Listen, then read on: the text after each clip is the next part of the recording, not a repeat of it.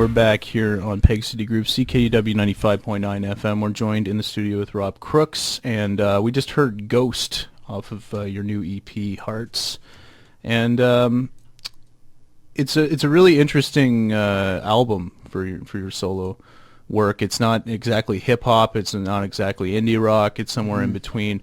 Was it important for you to just like see where your songs could go? It was important to you not to be pigeonholed into trying to make one thing. And yeah, I guess it was. Putting out this EP, and like you said, it's not really one genre or the other.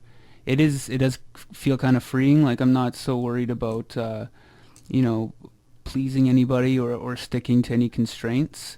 Yeah. I mean, when I wrote the songs, that's not what it was really about. It wasn't like some sort of emancipation project or something, but it, I'd always been writing just like weird rock or pop songs just on my downtime, Yeah. That I never really took seriously. But with this one, I was using the same methods to make the music that I'd always been using, like, sampling off records and then, manipulating the samples into my own sounds.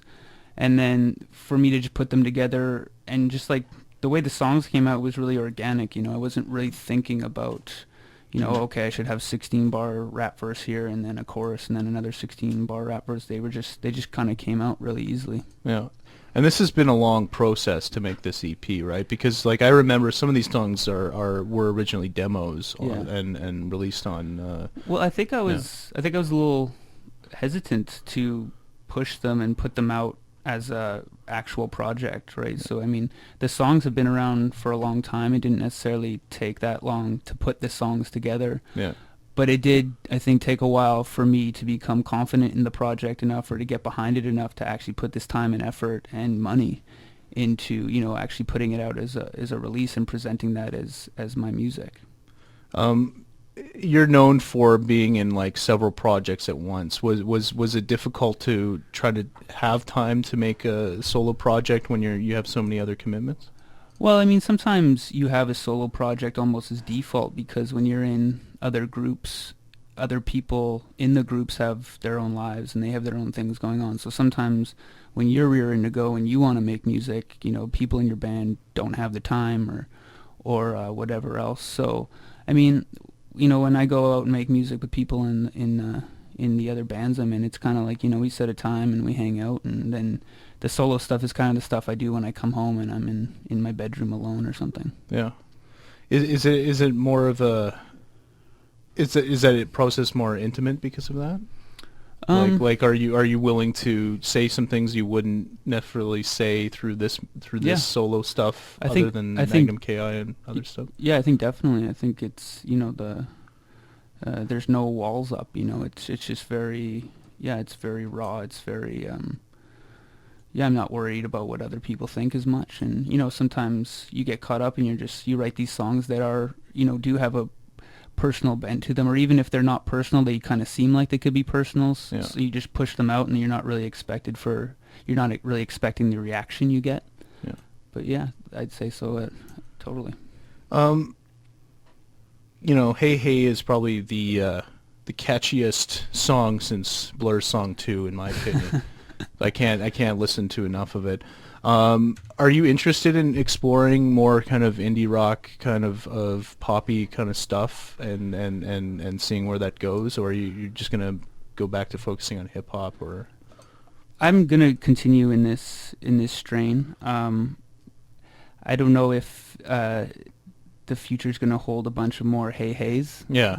I think it's a one. That's a yeah, it's a once in a lifetime. If one of those hokey British producers goes, that's a #1 record. Well, it's funny because like I had this, my girlfriend had this boyfriend who was from England, and I remember she used to bring him over to my parents' house for dinner, and he would always like talk about how he hates hip hop and hip hop's not music or whatever.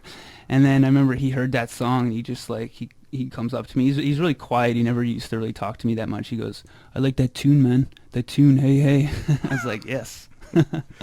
All right. What else are you currently engaged in?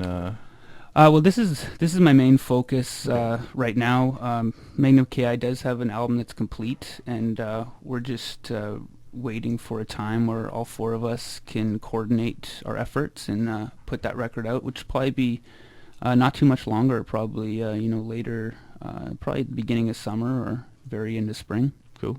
And are you still working with effing retards or? I mean, we have some new songs. Mikkel just put out his own mixtape, and he has a full album coming out later this year, and it's really good, and I think it's going to get a lot of attention. So I think he's going to be busy promoting that, and I'm busy promoting my own stuff. But I think eventually we will probably make another record. I mean, it's just fun. We're friends, and we like hanging out and rapping as hard as we possibly can. So. And have you been working with Dynamo at all with stuff, or is that always an ongoing thing? It's just hanging out with Sam. Yeah, I mean, it's when we can. The inside joke is that we're waiting for our drummer to be trained, because Sam's raising his kid, aka training our drummer. But I mean, Dynamo will never die. For sure.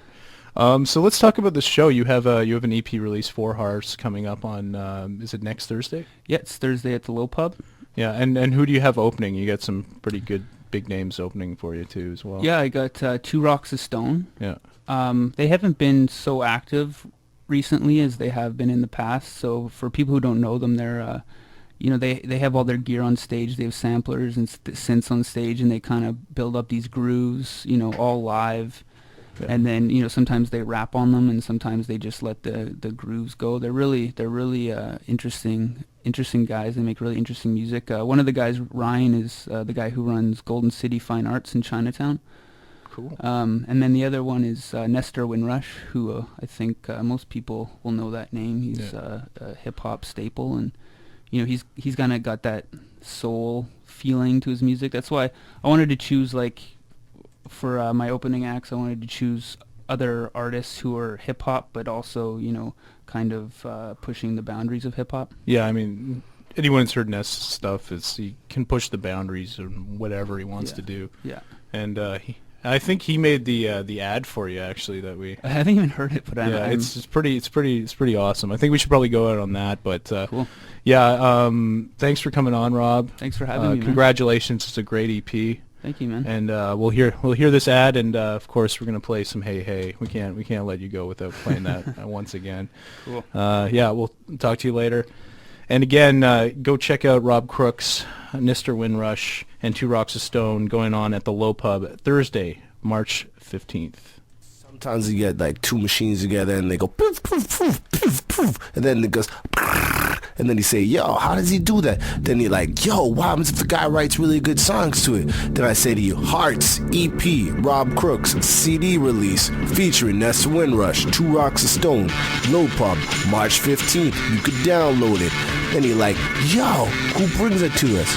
CKUW 95.9 and 101.5 UMFM. Download this and other great tunes at marathonadope.com.